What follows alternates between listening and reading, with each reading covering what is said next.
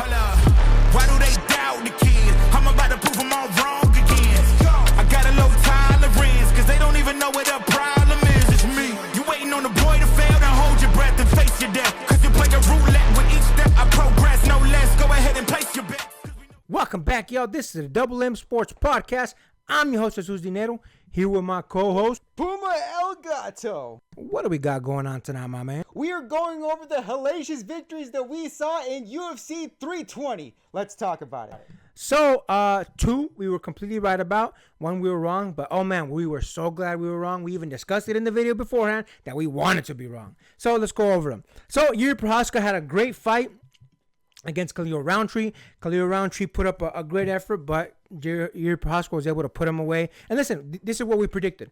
If you just overall just look at both of their careers, both of their fight records, Jiri Prochazka just has better fights, and with better fights comes more experience. More experience comes, you know what you need to work on, whether it's your cardio, whether it's your striking, whether it's your grappling, whatever it may be. All of these things, and Jiri just has more of an experience pool to pull from, and it showed in the fight, man. It showed in the fight. Not only was Jiri Prochazka able to put on a great spectacle of a fight for himself, he was able to show why he was going to be the winner of the fight. He picked Khalil Rountree apart. I don't want to say did him dirty because, it was a great fight and both of them put up a good performance. But he was able to break down Khalil Rountree, which is one of the things we actually talked about in the fight analysis beforehand, is that Khalil Rountree is known to wane in the later rounds. And while he didn't go all the way, obviously, to the 4th or 5th round, it was just one of those concepts where Jiri slowly picked him apart. And you guys saw that phenomenal KO, man. It was a great KO. It was I believe it was actually one of 5 performances of the night. I believe there was 3 in total. And I think that, given that performance, I mean, I know I wasn't the only one that said it. It was actually brought up at the press conference. I personally don't want to see Jiri Prochazka versus Alex Pereira now that Alex Pereira is champion. But, apparently Alex might be moving on up, so it might not even be an issue anyway. That would mean, does Jiri get another crack at the title? More than likely. He's probably going to get a shot after that type of performance. Given the only person, at least recently, that he's lost to is Alex Pereira. And if Alex Pereira is out of the picture, I mean, you got to ask, who else is going to get a shot at that title? So it'll be interesting, man. Again, listen, I thought it was a great performance by Jiri, just like we called it in our analysis. Picked him apart, used his experience, was able to pick his spots perfectly, and he dominated the fight. What do you think about that, my man? I'm not gonna lie, as a Khalil Rountree fan, I was disappointed in the way that it ended up. But again, I'm not gonna knock Jiri Prochazka. Jiri Prochazka had an absolutely phenomenal performance. Now, to be fair, there was some things making the rounds that they actually kept it competitive for at least the first 2 rounds. Even some theories that Khalil Rountree was actually taking the first 2, leading to Jiri's team basically saying, "Hey, man, you're down 2 rounds. We gotta make it look good." And by all accounts, Jiri did actually make it look good. And look, to at least have a little bit of pour some sugar on the wound here. To be fair, Khalil Rountree did at least fight 3 of the 4 top people that are in the light heavyweight division right now, and so far he's 1 in 3. He's fought against Jamal Hill, which again was a championship level fighter, whether we want to agree with it or not. The fact of the matter is he still held the belt and he beat him. I mean, granted, not for the belt, but I mean, he still beat him. Then he fought Alex Pereira, and again, he looked actually pretty good. He actually looked better in that fight than he did in this fight. So, to be fair, Jiri Prochazka actually had a better win over Khalil Rountree than did in Alex Pereira. Which, again, it's kind of a weird thing to talk about, Khalil Rountree being a tougher tank in the Alex Pereira fight than he was in the Jiri Prochazka fight, which is, again, kind of weird to look at Khalil Rountree in perspective. But look, man, you can't say that Khalil Rountree isn't brave if he's out here fighting the top of the top, all the people that have held the belts previously, minus Ankalaev. But again, that's a different story. The question is, where is Khalil Rountree go from here? But Jiri Prochazka, it does look like at the very least he's going to be in big talks for round 3 against Alex Pereira. And what fight are we talking about next? So next, obviously, we have Merab Dvalishvili versus Corey Sandhagen. And listen, this one played out exactly like we said it was going to play out. Sure, there was a couple tough moments, which we did say was going to happen. And specifically, I gave the rounds where I thought there was going to be a little bit more action on Corey Sandhagen's part. But it went to the decision just like I said it was going to happen. And the reason I picked that particular decision is Merab isn't a phenomenal finisher, but he is phenomenal at what he does. Obviously, smothering you, taking you to the ground. wearing your gas tank down. His gas tank never wears out, apparently. All these things put together obviously normally makes for a decision win of a particular fighter. And listen, Corey Sandhagen's a great guy, man. Phenomenal guy, great fighter. Merab just has better tools. We said it in the fight analysis beforehand. There's just too many things that Merab does not just good, but great, that unfortunately Corey Hagen at best does well. So the fight played out exactly like we thought it was going to play out. Dominating performance, in my opinion, at least by Merab. The streak continues, and again, now we have to start asking, man, what's next for Merab? Because he's gone through a lot of these players, man. Some of them twice, like Sean O'Malley. So we got to start asking, where does this man go next? Because the reality is, the pool of fighters that he can pull from to face in his current division, shrinking and shrinking, man.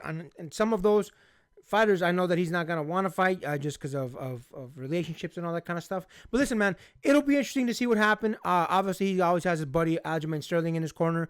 I know Aljamain Sterling moved up a weight class, if I'm not mistaken, not that long ago. So, yeah, man, great fight, great performance by Merab, exactly like we called it in our fight analysis. What do you think about that, brother? See, it's definitely a very dominating performance. And again, it's not like Corey Sandhagen didn't have anything in the fight. It's just whatever he had was absolutely smothered by Merab. And if you don't believe me, go look at Merab after the fight. Again, that's 3 whole minutes, 5 whole rounds of strenuous action. The post-fight interview that he had afterwards, he looked like he just had the lightest jog of his life. It looks like anytime this man goes in for a fight and does, again, 15 whole minutes of non-stop action. And again, this man doesn't even look that tired out. And keep in mind, you look at all this perspective. You look at the fact that he beat Sean for the title, beat Sean again in devastating fashion, made Umar Nurmagomedov look like a punk, beat Henry Cejudo, which again is another championship level talent, and now he beat Corey Sandhagen. That's 3 of those people were in the top 4, which means, okay, now who we're going to pull for Merab now? Song Yadong? Granted, yes, by all metrics, technically speaking, they're the next in line. But again, we're going down the line, and each time they're technically in line, but they're not really getting any better than here. Like, at this point, Merab's just going to be lapping the entire bantamweight division. And again, I think he's like a 14 undefeated streak, which is impressive in and of itself. But the fact that he's doing it while lapping the entire division and defending and still looking not that winded after the fact, again, this man has the gas tank of legends, and it doesn't look like his reign is going to stop anytime soon. And with that being said, what final fight are we talking about tonight? So this was the one that we were wrong about, and man, were we glad we were wrong. In our analysis, I said, man, I hope we're wrong. We want Alex Pereira to win. We made our prediction based on something that, for God knows what reason, Ankalaev didn't do.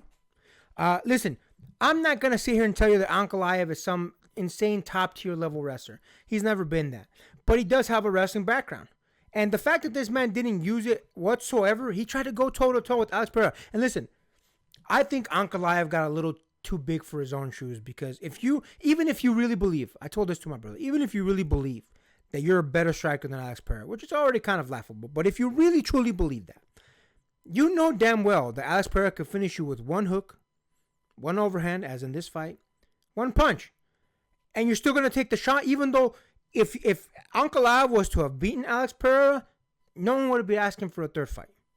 So the mere fact that Ankalaev chose to strike with Alex Pereira is beyond me.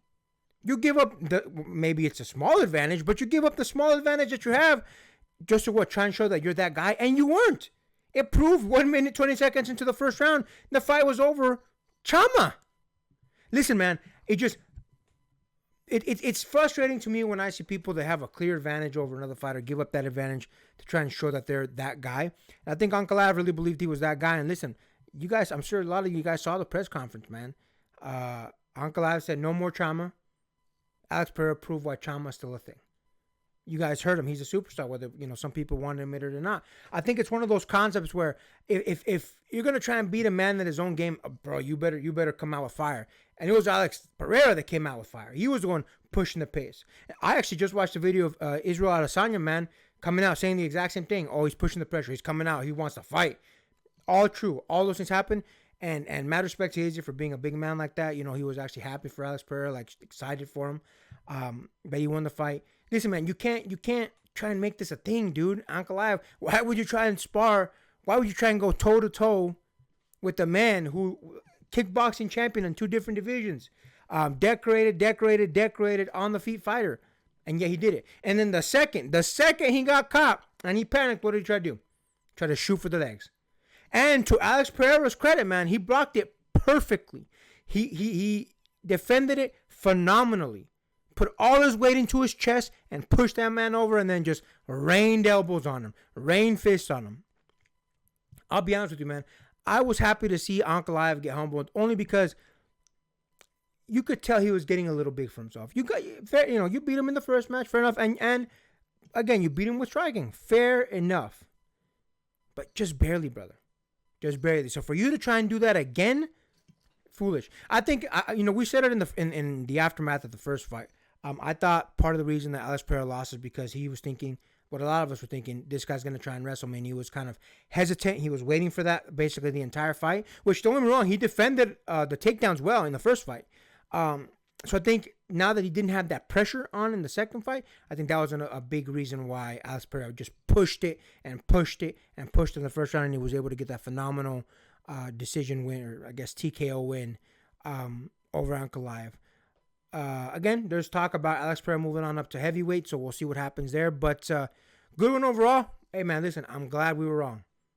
I'm never gonna admit to you guys. I'm never gonna not admit to you guys when I'm wrong. I was wrong, but man, was I happy that I was wrong. What do you think about that, my man? I'm not gonna lie, you shared some angry energy at that, and I'm glad at that retrospective that I'm not the only one that was mad about that. Because when you look at Ankalaev, when you look at the one advantage that he had, he displayed in this second fight negative IQ, minus IQ for what his game plan was to bring into the fight. And again, you have your one advantage that you brought in into the first fight, didn't bring none of that into the second fight. All right, fine. I'm going to be charitable. He did have a takedown.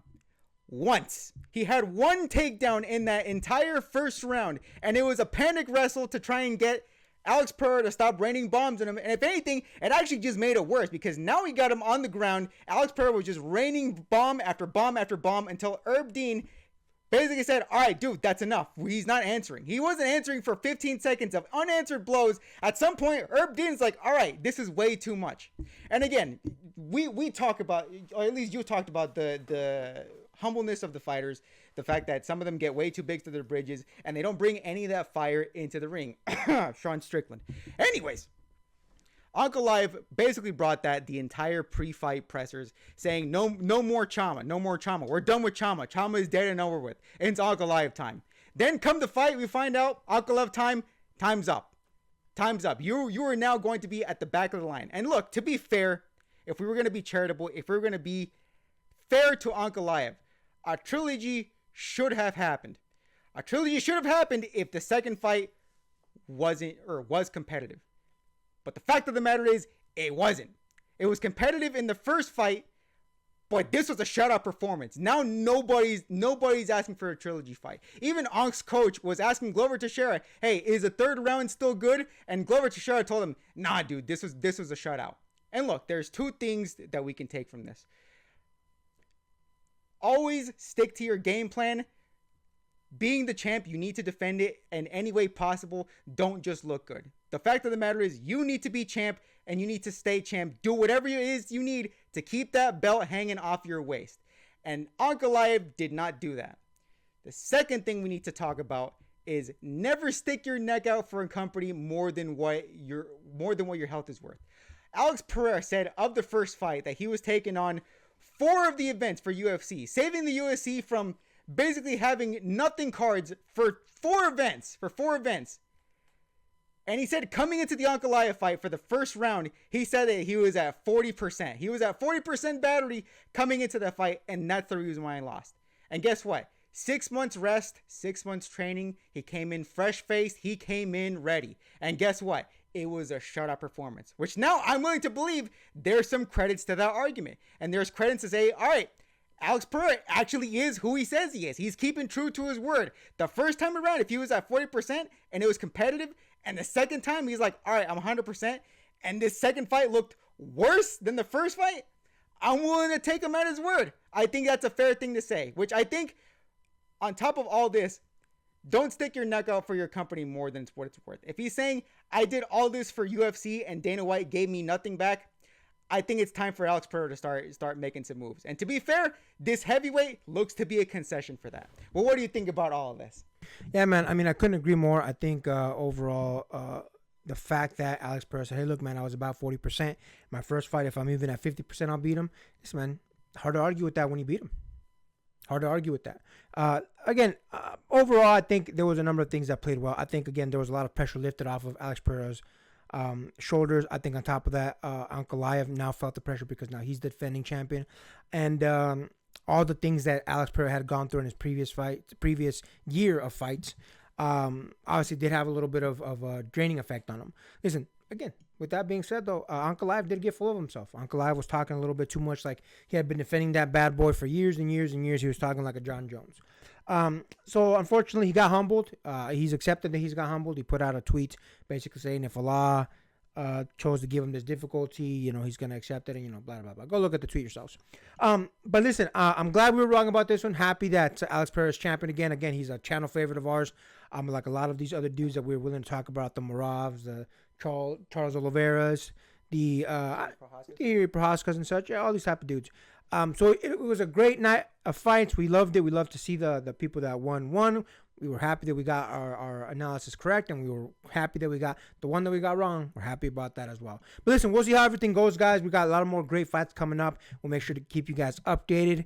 And with that, make sure to like, comment, hate, subscribe, DM us about the bullshit, and Till next time, get rest and stay blessed. We'll see you in the next one.